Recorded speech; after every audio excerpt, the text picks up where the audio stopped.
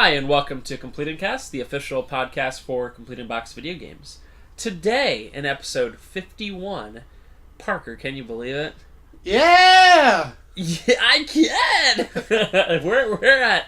I think we should reset it now that we've done 50, and then this is episode 1. Well, you know what? With the new format. We have... Where I'm never on. Yay! So that would really increase the views. Wow. Well, listen, for our new number one episode, we have a new number one top tier game we're talking about. It is Game Review. Should we reset our ratings? Yeah, so a 10 is Resident Evil 6. Yeah. And it can only go up from there. Yep. So this is Game Review number 19. Wow. Can you believe it?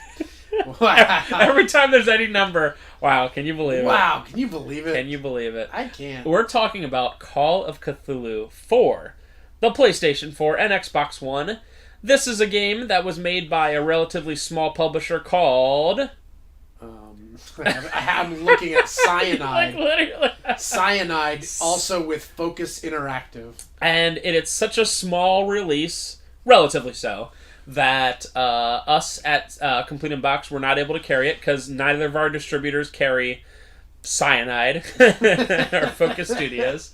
So I guess let's just get right into it. So we both of us give ratings on a scale of 1 to 10, and we do it by 0.25 increments because we can. That's our rules, baby. This is old Game Informer rules, and we're gonna do it at Didn't Game Informer do 0.1 through 9? No, it was like 1 through 10, but it was like 0.25 increments. Okay. Yeah, we don't want to go too hardcore. There was some that was like 0.1. Maybe 0.2, IGN. Yeah, maybe IGN. Yeah, so anyway, we do it on 6 major categories. 6.7. I actually don't have it in front of me, so let me try to do it off my memory. We have story. We have gameplay. Mm-hmm. We have graphics and atmosphere. Yep. We have sound. We have fun factory. I always write down... Whenever I write down fun factor, I write down fun factory. And we have replayability. Oh. And then you divide by 6. That's my math background there for you, folks. And you get the average. Take a number, divide by 6. Alright, so we're going to head right into Call of Cthulhu. It is... A game. It is a Sherlock Holmes kind of game. It's listed as role-playing survival horror. Wrong. Yeah, I mean, like, where do we even start with this game? So, here's where we start. It is $60 US. So that's a big thing that we have to consider when we're talking about that. Yeah, that's the thing. And that hurts it the most, and... because it would just be fine if it was cheap. A lot of times, like, it really comes down to, like, I mean, just in our lives, like, price does determine a lot. Like, if this was a $20 game, I'd be like, dang! Like, you got a lot out of 20 bucks. Whatever. But it's... Absolutely. For a $60 game, you didn't get nearly enough. Yeah. Like, the thing is, you have to consider, like, what other games are $60. Like, you could buy this, or you could buy, like, Diablo 3, like, with all the bells and whistles, like, definitive edition, for $60. For cheaper now. So, like, sometimes brand new because it's been out for a while, you can get a deal, and you can get it for, like, $40. And it's, like, unlimited gameplay for the rest of your life. And you will be happy. Or, you can play this game. Yeah, so Call of Cthulhu is a Sherlock Holmes style game where it's like you gotta... find the clues, you do whatever. I guess, like, it's similar to that. It's also similar to, like, Outlast, right? Yeah. Because it's, like, there's no fighting, per se, except for, like, one random weird spot at the end. Yeah. But, which I'll say some weird stuff about. But, yeah.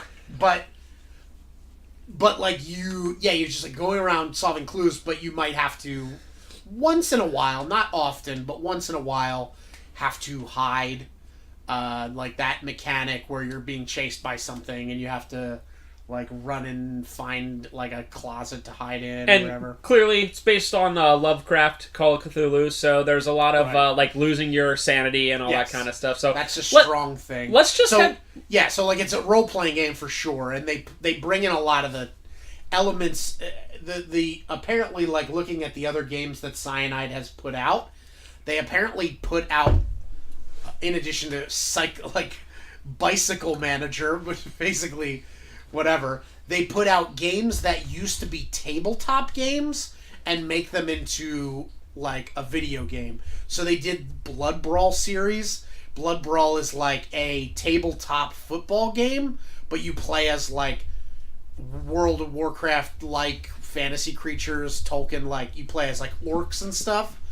And you all have like your different characters, like, you know, your tight end, your quarterback would have like abilities, and you're basically just trying to literally play a game of football, and you like do different stuff to like get there. And so they made a video game version of that.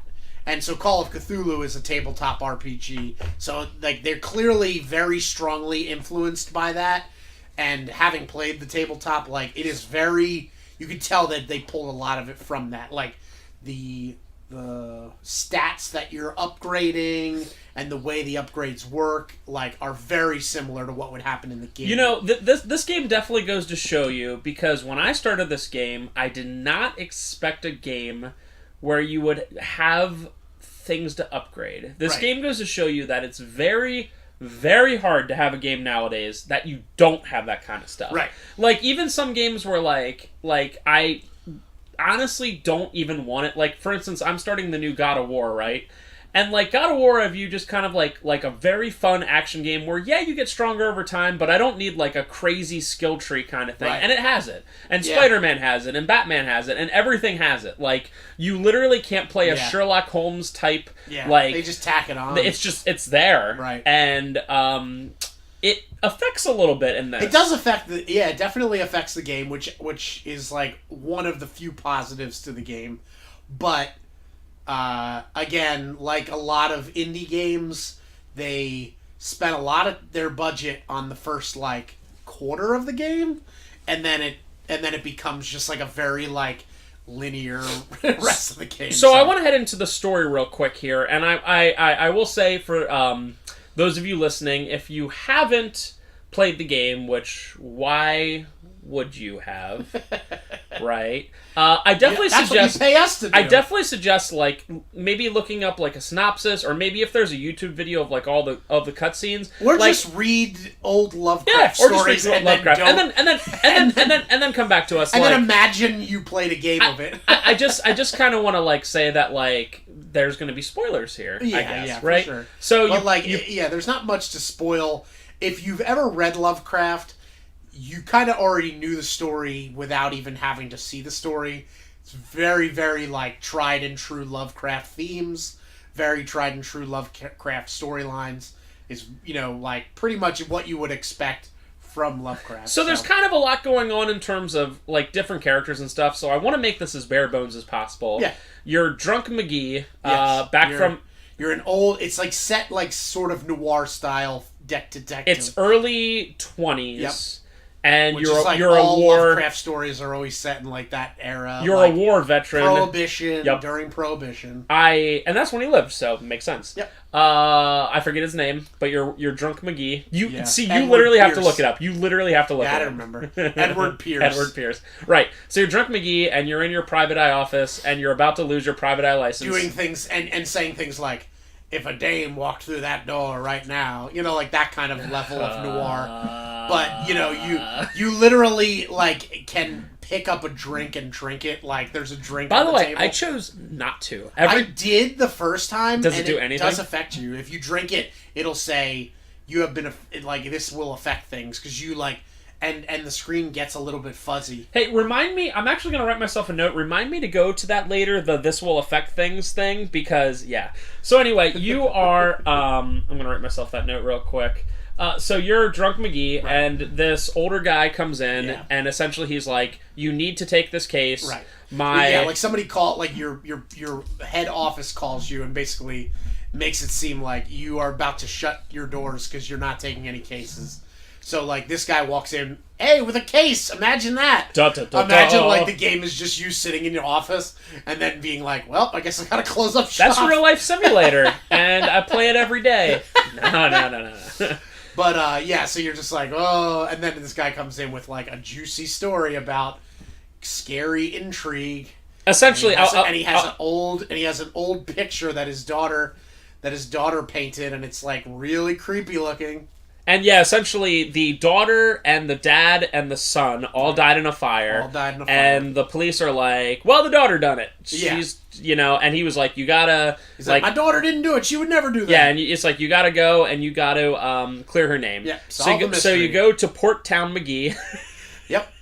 Yep. Yeah, everything is... The end. You go to this island that doesn't actually exist off the coast of Boston that used to be an old whaling community, and it's like, again, all these things are very Lovecraft. Like, there's this like island in the like Newfoundland Sea or something, and it's just like, oh, you can't get out there without a good captain to bring you, and it's like, okay, and it's like, and then once you get there, I kind of like that charm it's great. Thing. It's absolutely great. Like, I'm not really like saying it's negative. I'm just saying, like, it's like, if you've read Lovecraft, you know the story already. Yeah. So you go out to this island, and you have to start like figuring out what's going on. And guess what's going on? There's a cult that's like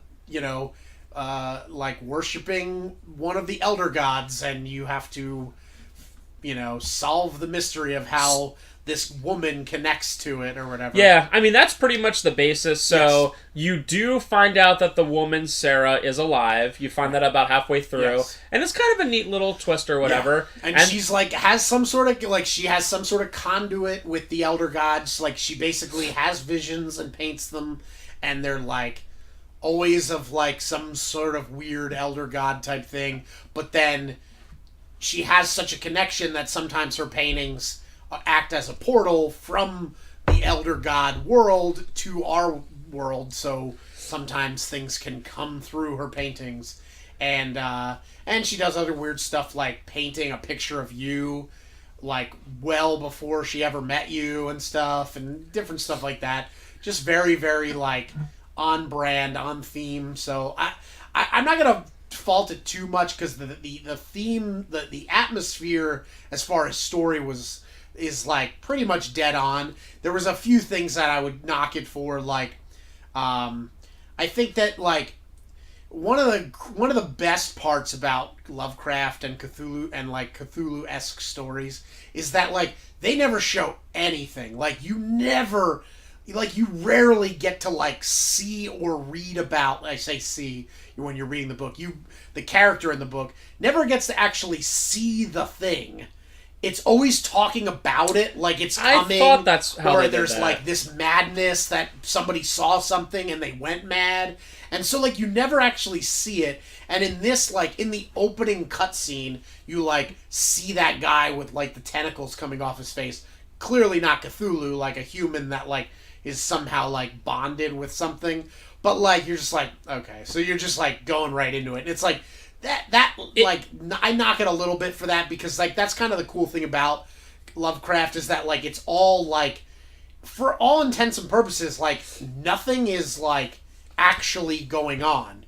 It's just people saying stuff's going on, and people going mad, and people like going crazy and doing weird stuff, and like burning down a house because they said something told them to, but like you never actually see anything. So in the end, you're just like, is everybody just crazy in and of themselves? Like, is it just like a mental illness? Or is there this actual like supernatural thing in the background? And you never get to know, and that's the cool part. Like, you just never quite know.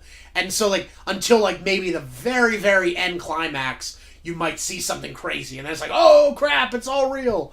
But like, this very much like told you right out of the gate, yay, there's tentacle people. It's like, okay, cool. Yeah, so there's tentacle people.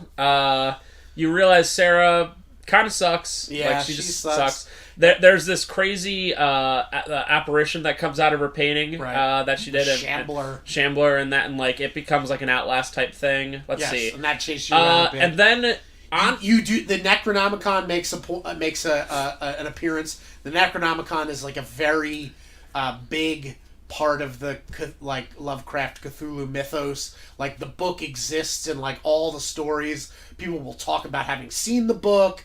People will talk about talking to a guy who read the book, and it's like really crazy. Like, everything's about the Necronomicon. Like, it's like this thing that like basically has been, it's like written on human skin, and it's like a whole like bunch of crazy mythos surrounding it. So you do end up getting like they definitely try to like do greatest hits in this story. Like, you get to read the Necronomicon, and with the power of the Necronomicon, you get to like go and see through other people's eyes, and you get to like play as this other character, this nurse character, and like interact with people at the hospital without raising suspicion, because like it's the nurse, so you're working through her.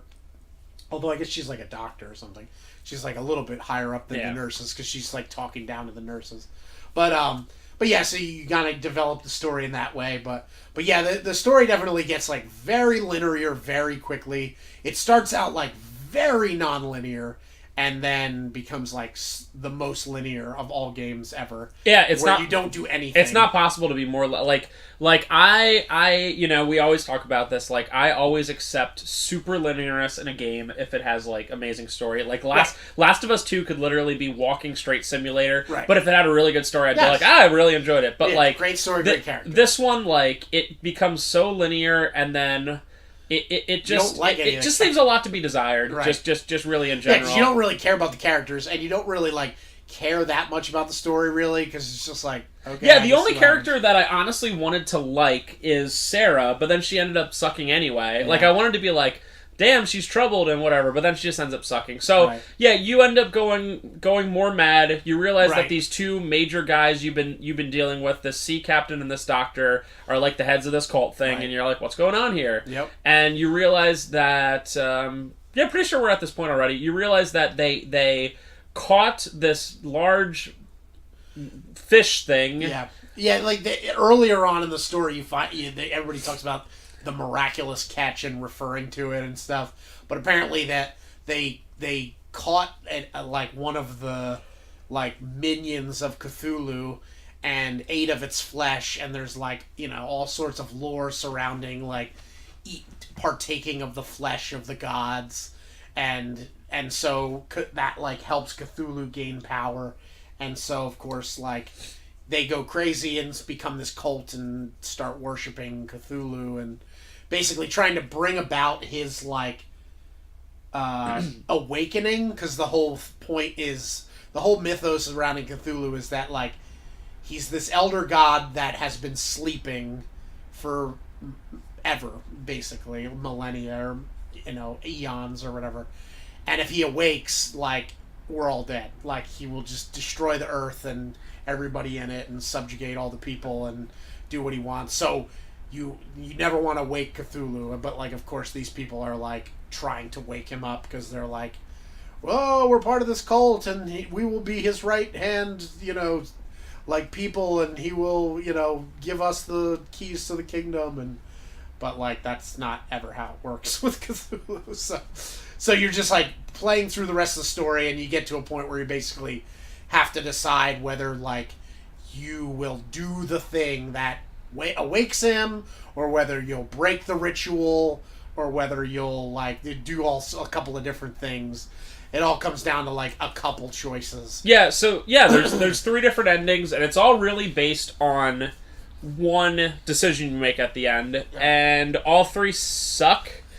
And not only do they suck, but they like are the shortest ending. I played all ever. 3. So the good news is that it starts you literally right before you make the decision. Right. So I did all 3 in 5 minutes. Right. Like, you just walk up and you're like, yeah, okay, all right, good. And now this time I sacrificed myself. Talking is skippable.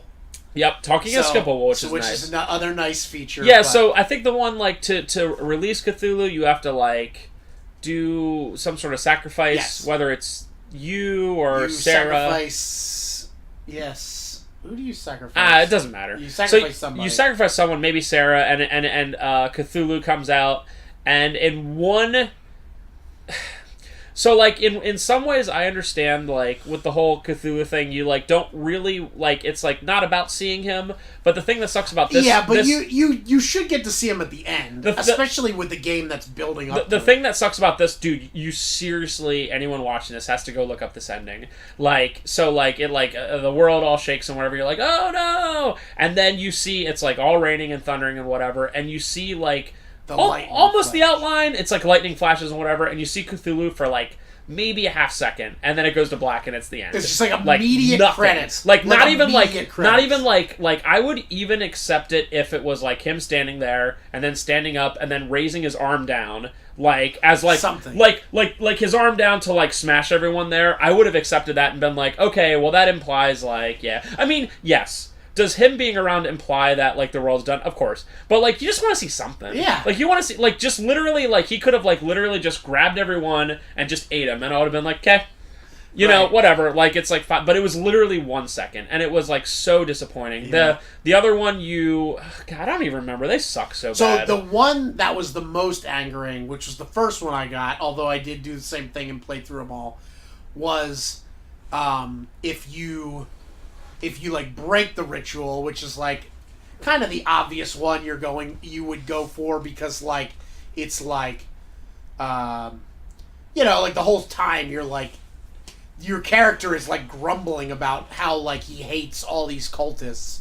So you're obviously like the game's like trying to get you to do that one because like why would you pick like to go through with the ritual when the whole time you've been like fighting against this cult? Like why would you get to the end and be let's do it. They make it very clear that like you're the only one who can decide. Like exactly. No one else can do it. You're the the chosen because one. Reasons Right. You're the chosen one. Whatever. Yeah.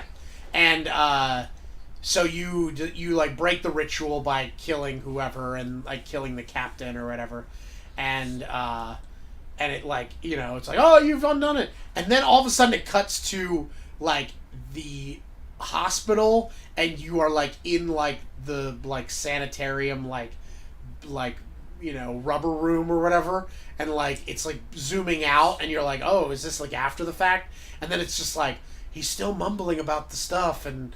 Give him more drugs or whatever, and then it's like basically like it was all a dream tier. Like all of that stuff that happened was just you in a sanitarium imagining it all happening, and I'm like, boo! So bad. And like it was not. But even then, it was like give him more drugs. Credits. Like immediately goes to black credits. And like, I think the guy who said give him more drugs was the doctor who was bad the whole time. So you're like this evil doctor that you've been fighting with the whole time. Or like is he? You're like, is this, am I? What is this still happening? The cult and he like just won or what? Right. Like it's You're so bad. Confused. Like there is like open-ended endings and then there's like bad open-ended endings. Right. And it's a very fine line if you're not gonna just be like the end. You just gotta like think about it like. And they didn't. And there was a third one, and I honestly, like, I forget. I mean, the thing is, like, if it would have, like, faded out slowly, that might be better, but it was literally, like, one of those things where it, like, you know, like, whenever it was awkward back in the day when you'd play, like, games on a disc, and it would be, like, some climactic thing, and then it would just, like, cut to black loading screen, and then be like, insert disc 2. Well, and you're like, you know, so, like, that's what it felt like. Because it was just, like, dun, dun, dun. Again, there are places. I mentioned Last of Us earlier. Last of Us ending is don't even start YouTube Land. Great, it's great because of the way it ends. It ends like literally like the half second after she's like, yeah, like but the yeah's like oh shit, you know, kind of thing, and it's great. Like it's great. Shut up.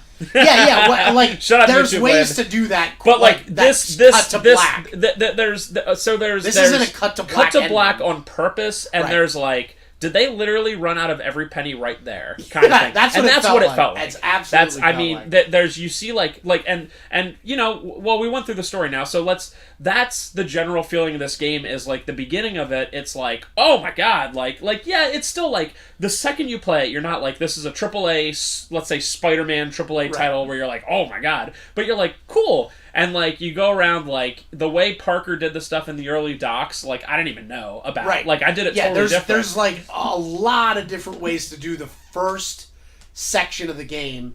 And I thought, after, like, because I restarted a few times because of, like, something that happened. And, because when I started playing it, it was not, there was apparently like a day 2 patch, and I started playing it day 1, and apparently a patch like changed some stuff. So I like restarted the game because of it, because I had read that like the patch like did something. So I was like, oh, well, I might as well just restart it. And when I did, I played through the first section again, and it was playing differently, and I was like, I wonder if this is the patch. But it turned out it was just literally because of the choices you made that much of a difference that I was making slight variations, and it was making big differences, and I was like, oh shit, this is gonna be really, really cool, because it's like if the whole game is like this, and I know it's $60, so in my mind I was assuming that this was gonna be like, like a 20-hour game, and I'm like, if this 20-hour game has this much in-depth choices, I'm like, this is gonna be awesome. Like, I didn't really care how bare bones the like graphics looked. Like, like if it was that really in depth with like storylines and like different ways to go about like solving all the problems, I was like, this is gonna be the best game I've ever played. And then it's just like within the second or third chapter, it went downhill. There's so 13 or 14 chapters, and the first 4 or 5 is like 70% of the game. Right. By the time you get to like 8, 9, or 10, like a chapter is like 10 minutes. Whereas like the first couple can take you like hours, an hour, whatever. But like by the end, it's literally like, this is clearly a case of like, oh yeah, they were running out of money and they had to get the game whatever, out, whatever. So like it clearly, like you can't. And it was also very like I had reading about it after the fact. They apparently released like the first like 3 chapters like as like a not beta, because it's not really like that kind of game, but like as a like preview, and like everybody was of course going crazy because like the first 3 chapters are pretty good, and so like people were like, oh crap, if there's gonna be like 13, 15 chapters of like this, and like this is already really good, like dang, this is gonna be a great game. And then like that apparently is where they spent all of their time and effort and budget, and then they just phoned in the rest. And like also it seemed like also somebody must have said to them as they were making this game, like some like higher up that doesn't know anything about game design was like, all right, yeah, but we got to add in elements of games that are popular. Like, people like shooting games, so put in a section that's like shooting. Because they tack in this like shooting element at like the last like couple chapters, and it's so bad. Wait, what was it? Oh yeah, the okay. Zombies? So dude, it's so good. It's so good. It's so good. Like, all right, I you just reminded me of that. So like, yeah, like everyone starts to at that dock town. You go back there. Yeah, and everybody's I zombies, actually meant basically to talk to you about this like before we even talk about it. So like everyone's zombies, and like you're back there and you have this gun. And it's the best gunplay ever, because if you're within like 10 yards of shooting them, you absolutely shoot them. Yeah, always. And you don't have to aim at all. It takes one shot anywhere. Right. Like, you could be like way off their body and it works. And yeah, I was you shoot like in the knee. I was like, you know what? I'm actually kind of good at video games. It does make you feel like I'm good at video games. It was so bad. But like, here's the crazy thing, right?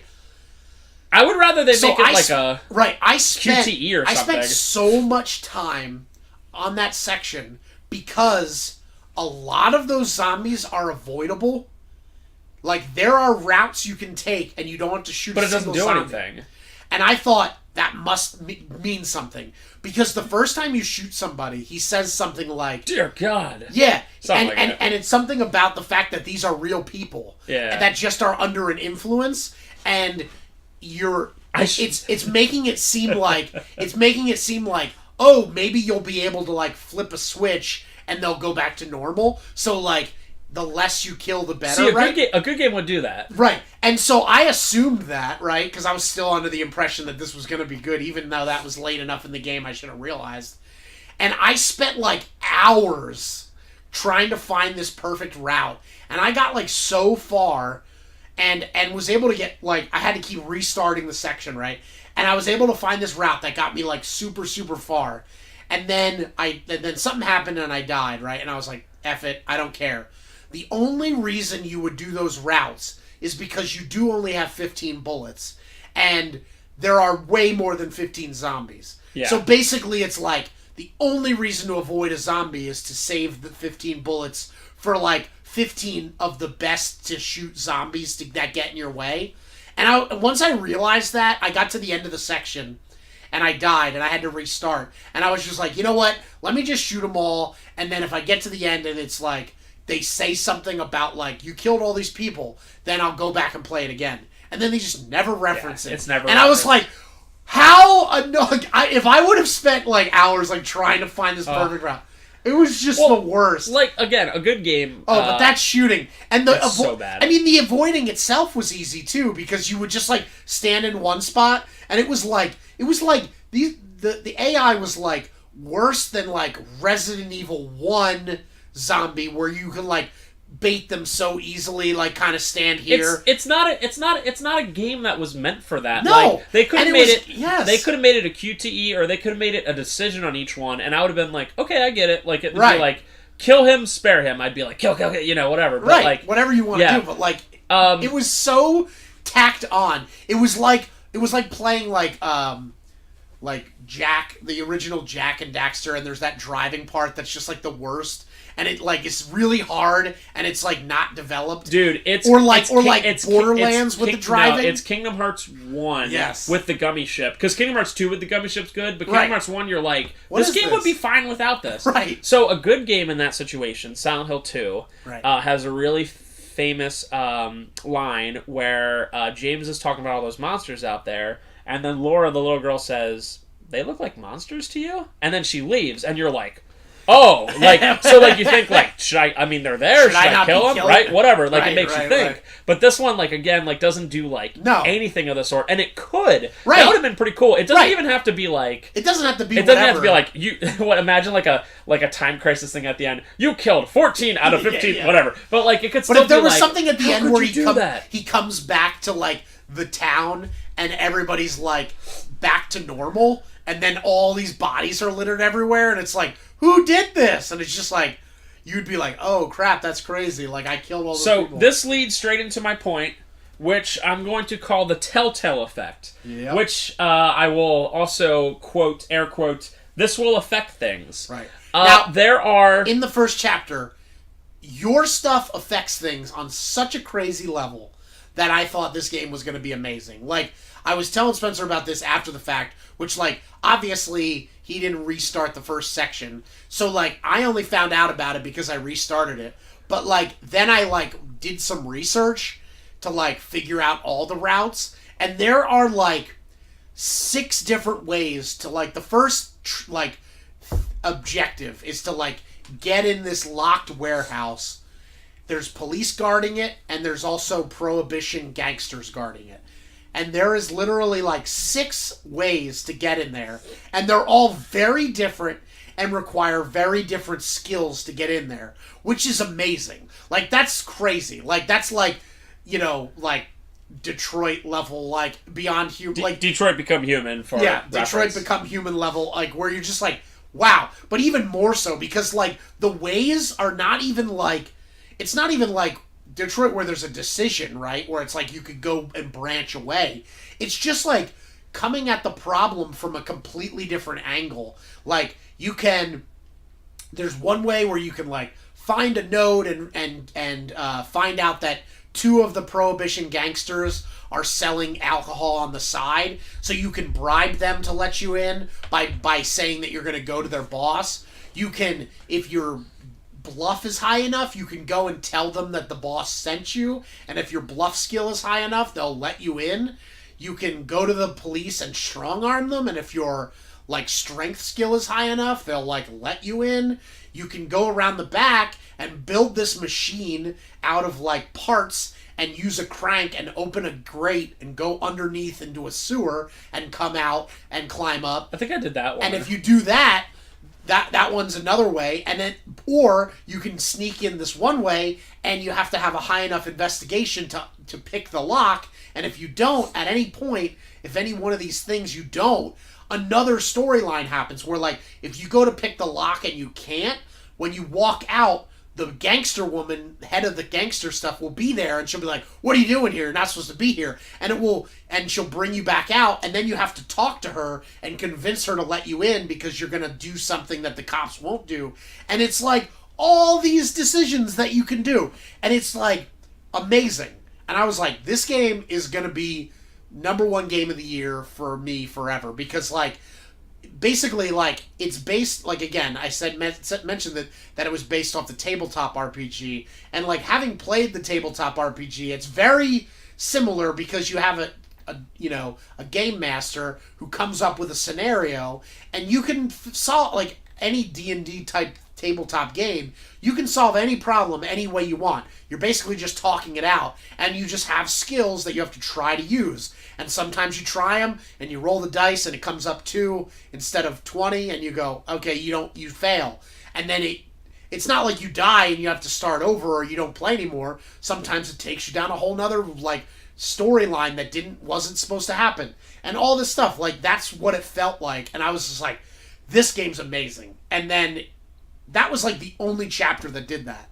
Yeah. None of the other chapters were that in depth. There was like 2 other chapters that had some stuff, but other than that, the rest of them were all very, very straightforward. There was one way to solve it. The only thing that changed was like the way people interacted with you, and that was it.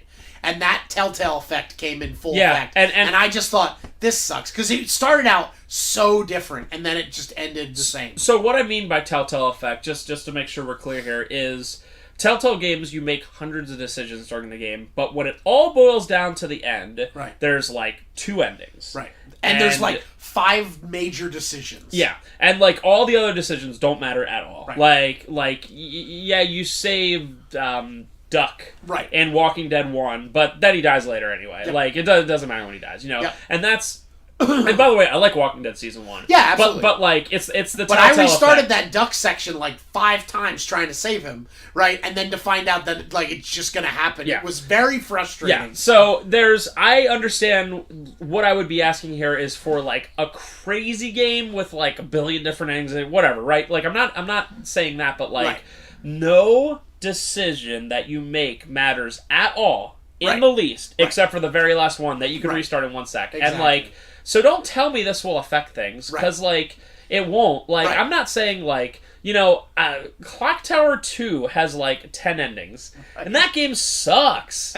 That game sucks, and it has like it can end at like any point. And like, yes, the way they did it is frustrating, but like, how cool would it be if this game, like, it in its own way could end at any time, because like, well, you drove yourself to madness, right? But if you don't do this, you can keep going. Like, games have been doing it for years. Like King's Quest and those games would have these like mini endings if you died at certain parts that would play out based on how you died. It wouldn't just be like, you died. It would be like, oh, you opened that thing when you weren't supposed to, you flew out the airlock, and then it shows you fly out the airlock. And then it's like, as you float in space, you question whether you are smart enough to even be on space or something. And then it's just like a fun little quip. And you're like, oh, dang. And you would only ever see that if you did the thing wrong at that one specific spot. And, like, that's cool. Like, and, like, it's not revolutionary to do that. Chrono like, Trigger has, like, 10 endings. Exactly. You just have these points where you just, like, oh, you did that thing wrong. The game ends, and here's a little mini ending for you to show you. But yeah, there's none of that. There's none of that. There's 3 endings within 2 minutes of each other, and nothing you do matters. And that's very... Well, next time we do a review, we'll see a game where that matters quite a bit, and that's Detroit Become Human. But in this one, it doesn't. So not at all. I want to finish up on story here. So I thought we moved into gameplay. I thought we finished. Oh, let's give the score real quick. So, 5 is an average. I liked it better than average because it has cool Lovecraft things, and I like the whole background. Whatever. 6.5.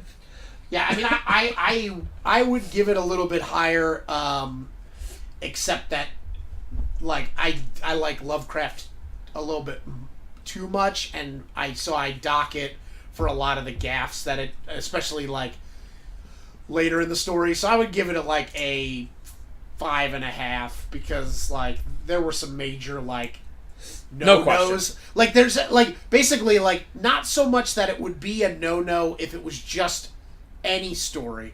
Like if it was like not related to Lovecraft, I would definitely be giving this story much higher. Well, but because they went down that road, Call of Cthulhu, and went down that road, like unfortunately you gotta like you have to respect the mythos that's there, and like you can't just be I mean, like, oh, you get to hold the Necronomicon and do whatever you want. Like that's supposed to be like an artifact of such immense like madness creating like that like it should like change the world having touched it, and instead it's just like, oh, you used it to like solve a puzzle, and it's like thumbs down. Like, I mean, no thanks. that's a thing you gotta deal with. Like, is Star Wars Battlefront for PS4 like that bad of a game? Probably not. But it's Star Wars, so it better damn be good, and it's not, so people hate it. Right. Like if it was just battle game in space, people would be like, "It's good. Wow, It's alright. cool. Yeah, whatever." You know, but Yeah, it's looks good. Star Wars, so it's got to be Star Wars. Like that's Exactly. just something you got to deal with. Yeah. So yeah, we're heavily into the story. Do I have anything to add to that? I went about with my skill tree stupidly, making myself completely average and everything. Okay, so here's the skill tree. It's strength, psychology, hidden object, which is basically if you have that skill high enough, you will see items in the world that you wouldn't see otherwise. They'll be like highlighted green, and that means that your hidden object skill is high enough that you're able to see it. So it will let you know, which is kind of a fun thing, to be like, oh, cool, if my hidden skill wasn't high enough, I wouldn't be seeing this. So there's hidden object, psychology, strength. Then there's... I don't remember any of them. There's the one where you can like talk that ancient language. yeah, but those ones you can't actually do anything with. Oh, that's right. There Might only be 3 then. No, there's more than that. There's an occult and a medical one. That this is kind of cool. That you can only get higher by. Okay, here's the book. Okay, so there's it's called Eloquence.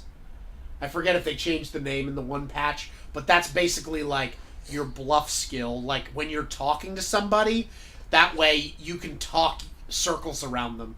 So that's one. So it's strength, eloquence, investigation. Investigation involves making connections. So if somebody tells you something, if your investigation skill is high enough, it will unlock things because you'll like deduce things, and Pierce will like say something like, "Oh, interesting," and then later when you're talking to somebody, you'll see a section with an unlock, and it'll say investigation, and that means that your investigation was high enough that you like made a connection. Spot hidden, which we talked about, psychology. So there's 5 that you can mess with: eloquence, spot hidden, strength, investigation, psychology. Those you can actually spend skill points based on how far you are in the game. The other 2 are medicine, which you have to literally find books scattered throughout the world. And if your medicine skill is high enough at any given point, you can like diagnose people on stuff, or you can like help somebody if they're hurt or whatever, and that will change the story very, very slightly. And then the other one, which does change the story quite a bit towards the end, is called the occult. And you have to basically like walk around the world, and just like finding the medical books, you have to find like instances of like creepy stuff. And so like you in the very first chapter, there's like this like big statue of like this saint, like, but he's like got like tentacles on him, and it's like the saint of something, and it has these like weird like rune letters like scrawled on him, and apparently somebody defaced him, and it's just like, oh, what's going on here? And like and if you see it, it'll be like your occult skill went up, and the higher your occult skill goes up, the more insane you become. Like your sanity goes down if your occult goes high, because you're like you become too obsessed with the occult, which is like a fun little thing. And then, but it will unlock later in the game is you can like basically speak this other like elder god language, especially with the cultists. So you can just like say stuff in another language, and they'll just like understand you, and it's just like, whoa, that's crazy. So like the skill tree like is kind of cool based on like as far as other skill trees in like other games that are just tacked on, but ultimately it doesn't matter because, like we said, it all comes down to like a couple of decisions. And ultimately, if you don't just focus on one or two of them, you're going to be like me, nothing. And you get nothing. Yes. I was like, oh, well, let me try to make you're this jack of all trades, you're no, a master. you get nothing. Yeah, I wanted to do the occult ones, and again, I know that's my fault because I didn't find all this stuff. Yeah, you got to like explore. Whatever. Those, but like, every time I would want to choose an option, it'd be like, your medical's not high enough, or your whatever's not high enough, and I was like, okay, well... Yeah. And so like what I did was if I would have known. So what I did was like, I did investigation, and this is only because, like, again... I guess I had a leg up having played, like, the tabletop. Like, I knew to focus on, like, one thing because, like, then you get good at that one thing. Because I'm like, I don't care about strength. I don't care about the eloquence talking one. I like psychology, but I don't like it as much as investigation. So I maxed out my investigation and spot hidden, like, first. And then I started spending it in psychology. I left the other two at, like, nothing or whatever they had when they started. And, like, eventually, once I maxed out those three, then I worked on one of the other ones, but it ultimately didn't use anything. But yeah, like, if you go the route of psychology, you can, like, as you're talking to people, you can, like, mess with them. If you go the route of bluff, you can bluff people in conversations. And so, like, it gives you... It's like... So, rather than being, like, the game plays very differently, like, ending-wise... You still get to the same ending, but the way you get there is slightly different. Like, instead of, breaking into a door, you, like, talk to the guy and get him to unlock it. You know what I mean? So basically you're getting into the room either way, but you go about it slightly differently based on your skills. Unless, you just focus on everything and then you get nothing. Then you get nothing. And that's what happened to me. So, yeah, I guess that's mostly all the gameplay stuff.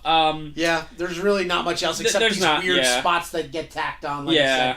The gun thing was just like the dumbest thing ever. So good. Like it was just whatever. And then there's this other game. Yeah. We gotta talk about this. So there's this other part that's like, oh my gosh. So you're in this hospital and you're in this weird like dream state or whatever. Yeah. And you have to solve this like puzzle that involves these two different colored lanterns and these symbols, and it like I'm all for like games not holding your hand and being like, here's what you have to do. I still don't know what it was asking me. I hate the original like those original PS3 game like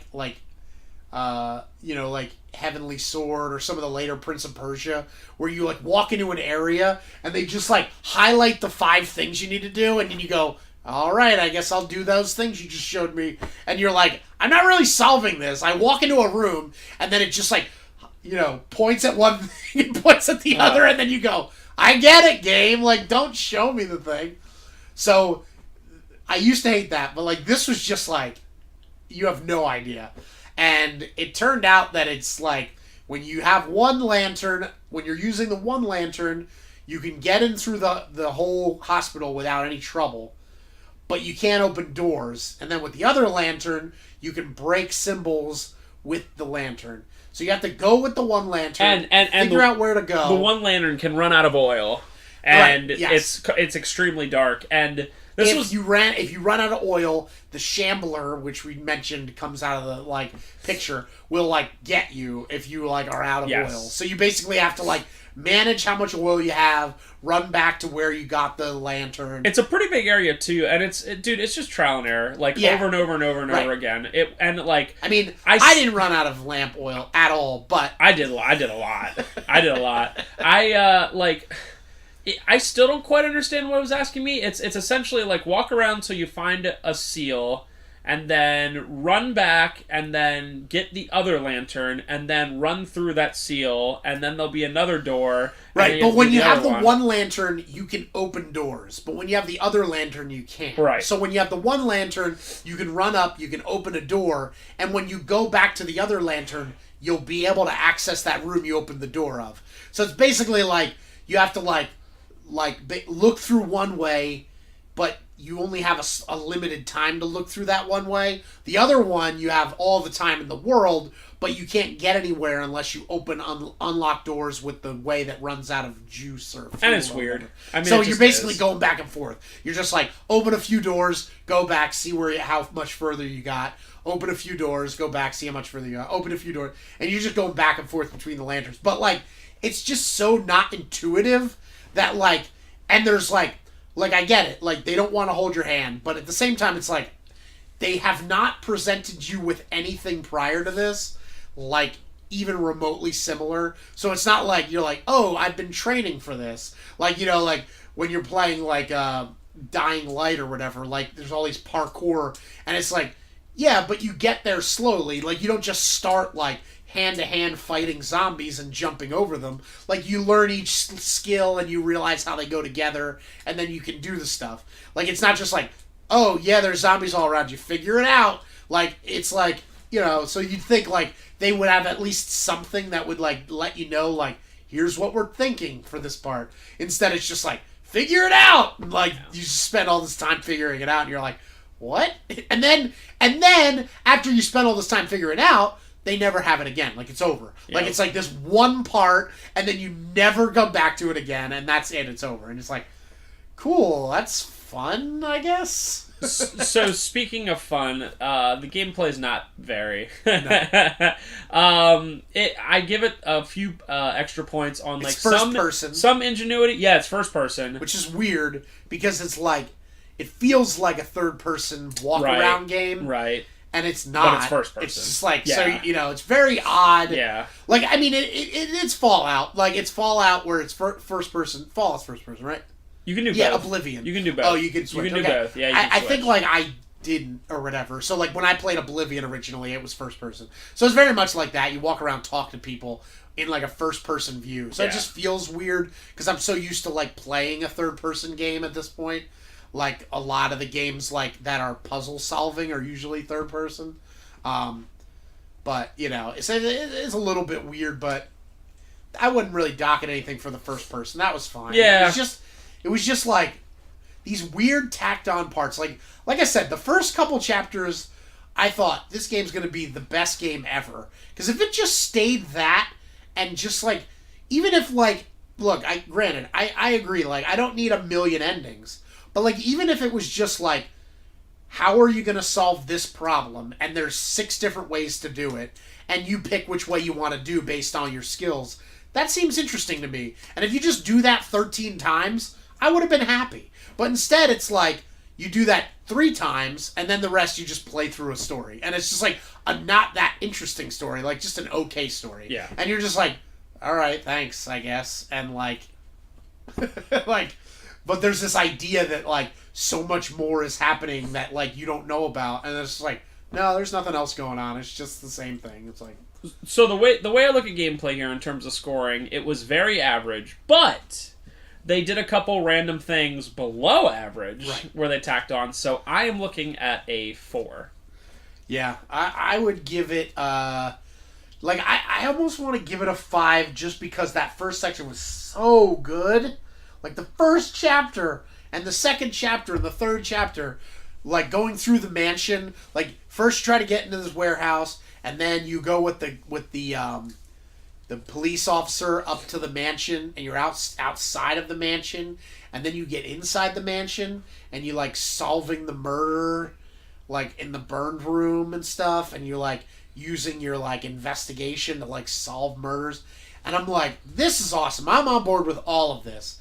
And then it goes downhill immediately. Like, you open this, like, hidden passage to go into, like, the catacombs, and then it's just, like, linear, dumb story for the rest of the game. And it's just like... So, I'm going to give it a 5, only because I really loved the first, like, quarter of the game, like, so much. But the last 3 quarters was so bad, so I don't know. Yeah, it's tough. So... Next up is graphics.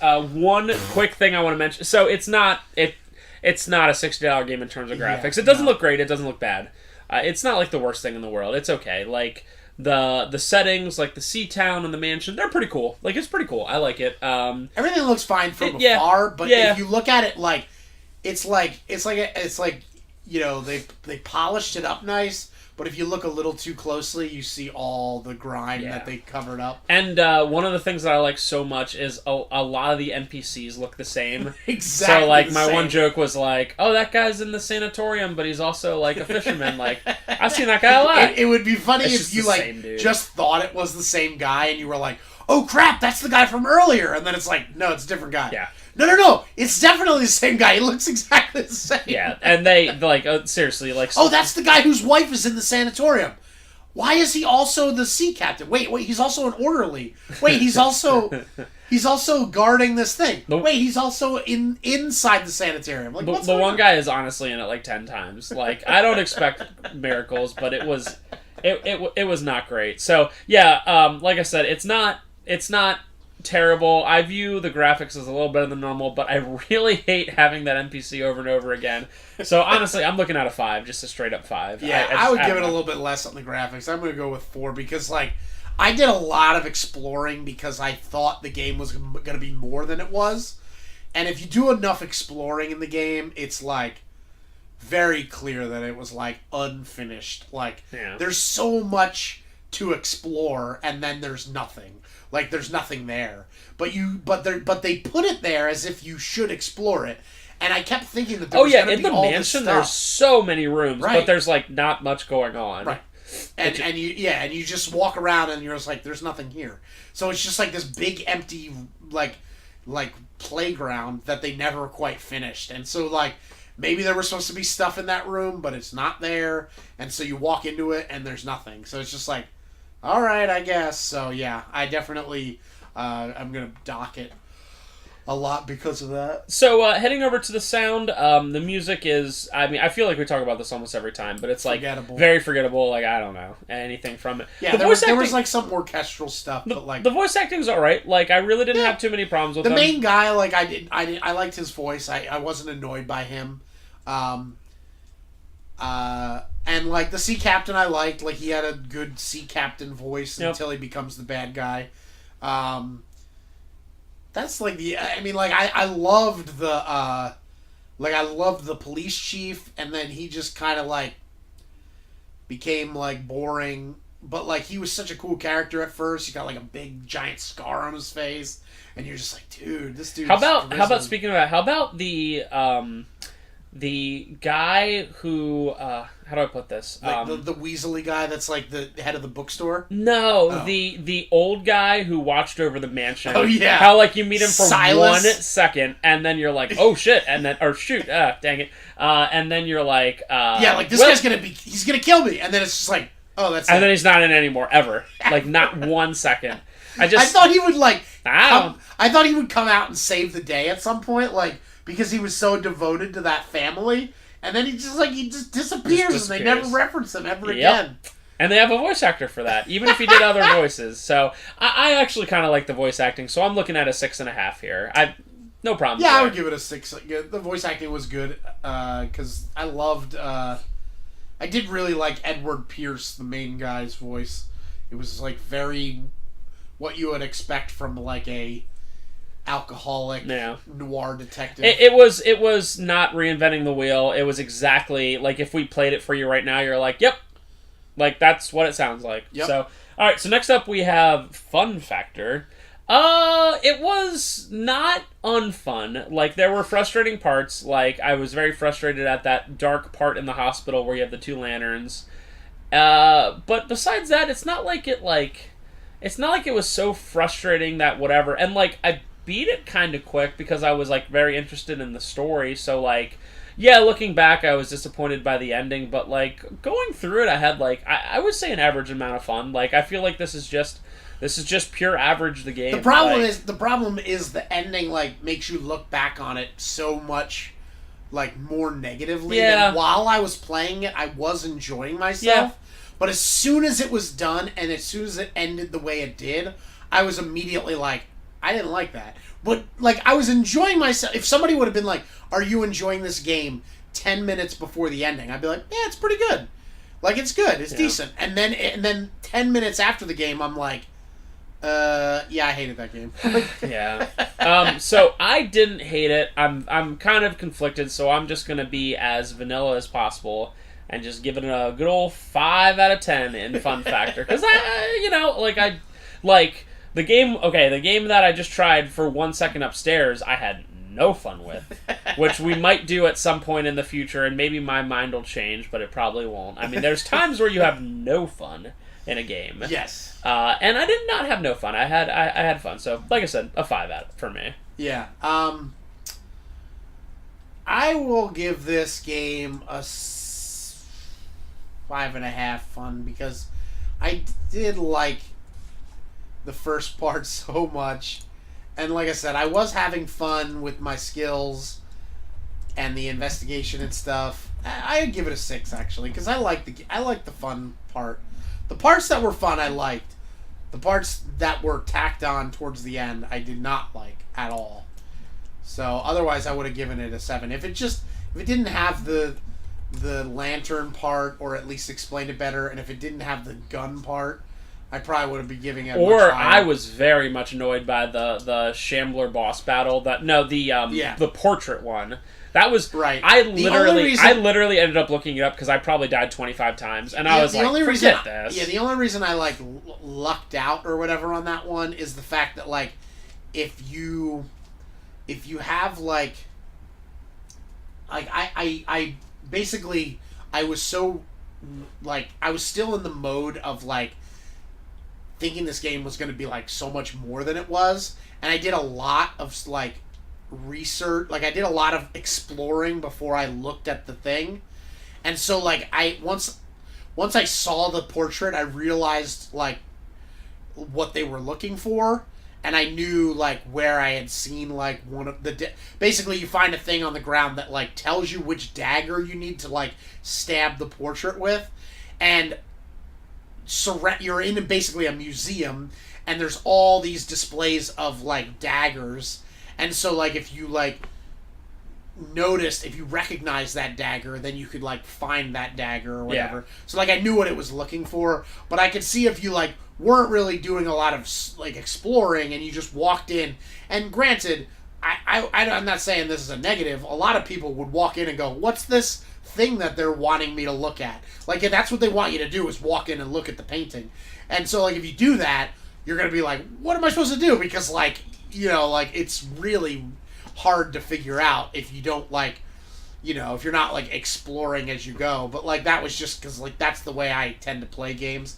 But yeah, so I can see that being super frustrating if you didn't know what you were doing, because that Shambler is pretty intense. Which I'll admit that was one of the pluses for the way they kind of held to Lovecraft, is that kind of like Amnesia, you can't look at it.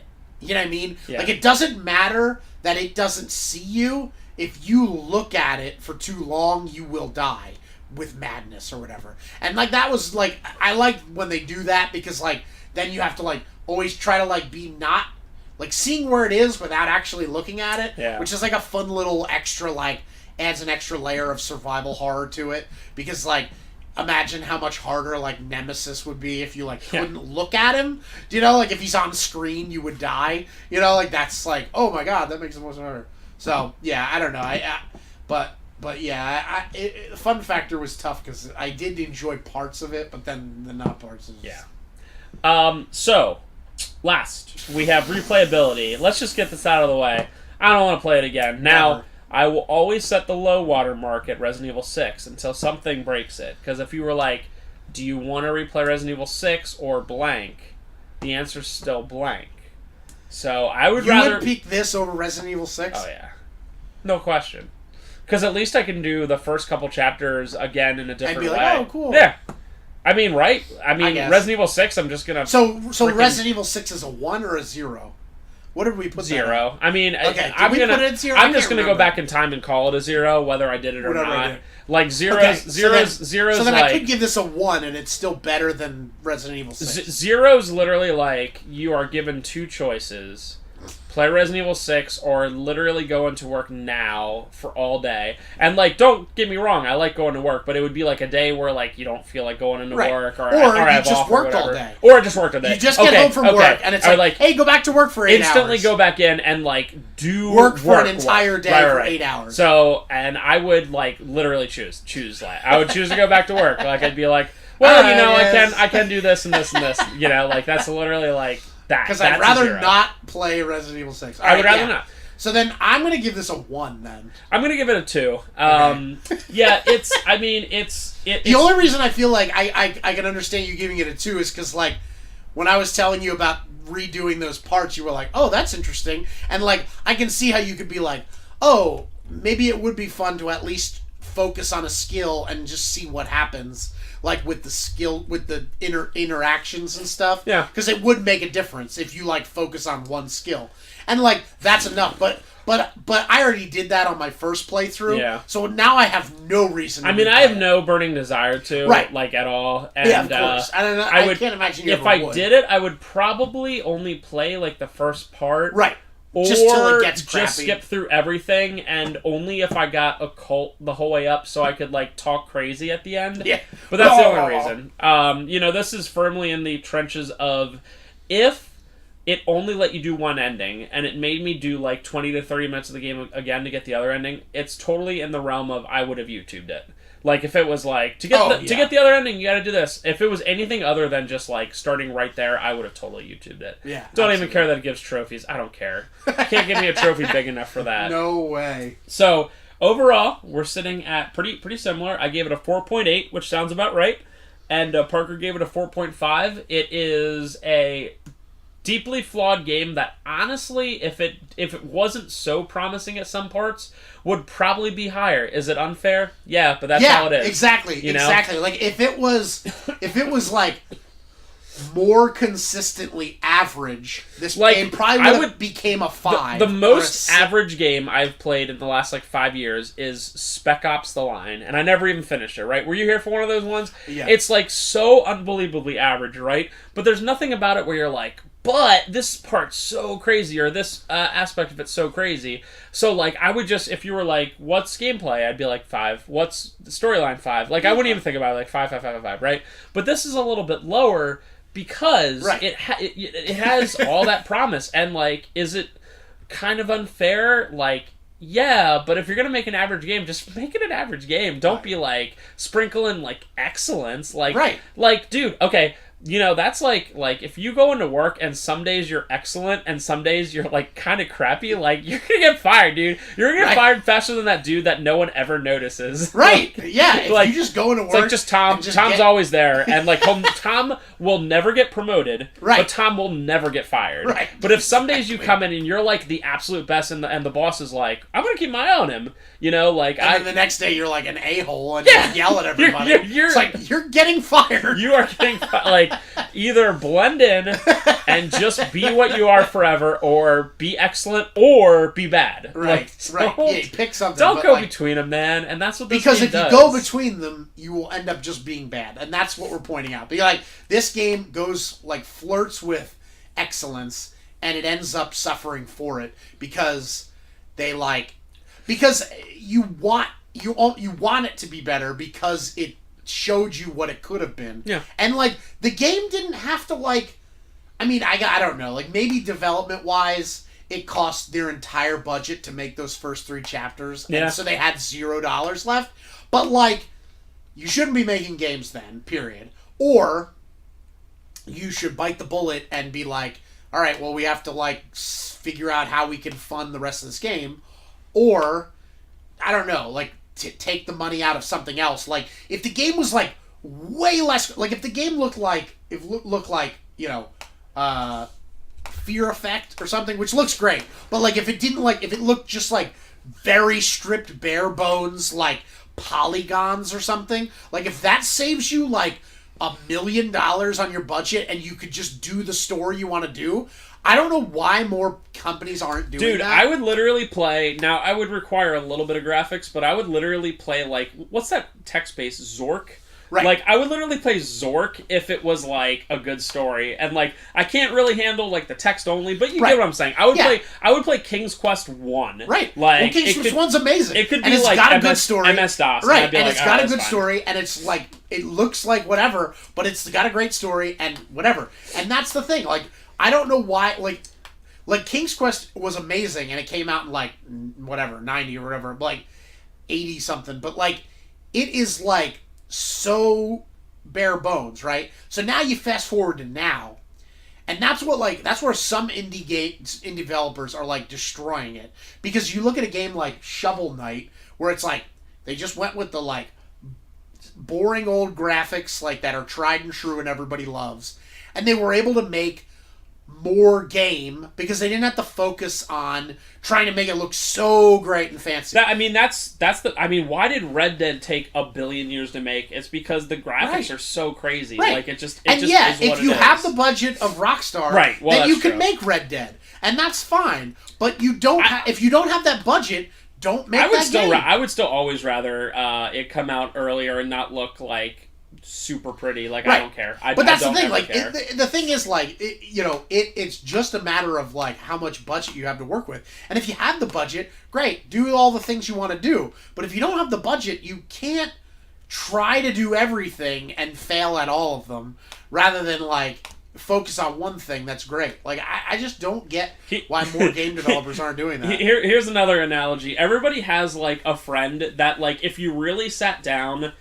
Parker, no, if you really sat down and you were like, why am I friends with this person? Like, you would be like, you would be like, wait, I don't know. Why am I friends with it, right? Because they've never been, like, that great that they're like... they've never done anything for you, maybe. But they've never punched you in the face, right? So you're like, But, like, they've been your friends for 20 years, but it's like even in the dating scene, like, imagine if you went on a date with a girl and the first one was, like, the best date ever, and the second one, 5 minutes in, she was like, take me home right now! Right. And you're like, what the hell? Like, like, you did, like, nothing, and it's like... Or, like, the first one, she's like... Hey, let's split the bill and be whatever. And you're like, oh, you're really cool, whatever, And the second one, she's like, oh, let's go shopping. Oh, you know what? You'd be like, what the hell? Like, you would totally stick with the girl that you're like, she's kind of fun. Like, I'm pretty sure everyone has either had a friend or dated a girl that's, you're just like, why am I with her? Yeah, I don't know. But, like... Better than nothing. But, like, if you were, like, with someone where you're like... Dude, she's in one of her moods where she, like, is tearing the wall paneling. But the next day it's like, I baked quiche. Right. You're like, when I come home from work, am I getting quiche or am I getting, like an iron thrown at me? Yeah. You're like, and that's what Call of Cthulhu is. Basically. I'd rather have Spec Ops The Line, the friend, where I'm like, I know what I'm getting. He is pretty dang boring, but...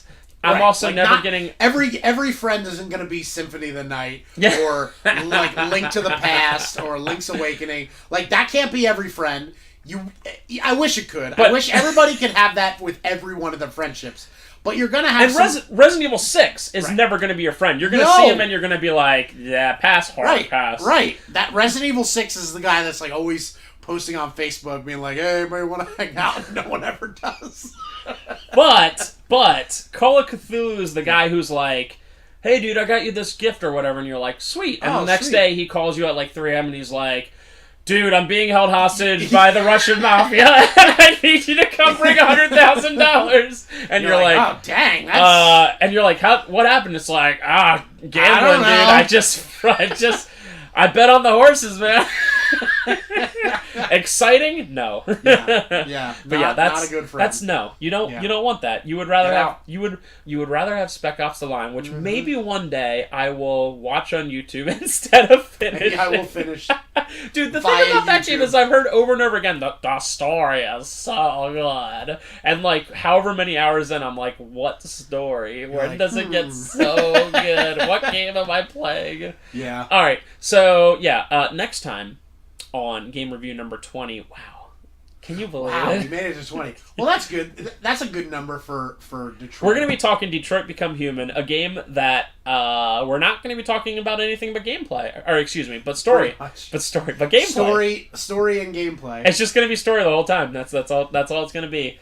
and we're gonna compare branching storylines and stuff like it. It's just gonna be such a... Since we talked about the Telltale effect, we can see a game that finally does not suffer from the Telltale effect. My goodness. And it only took 1 billion years to make.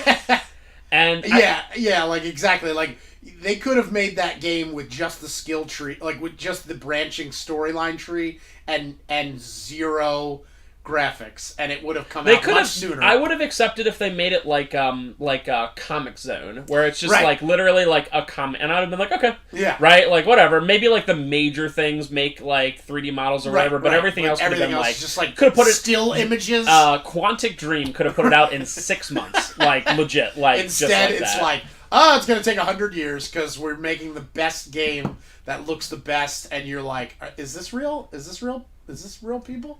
It's real people. No, it's not actually. What? That's the problem. All right. Thank you guys for listening, and we will see you next time.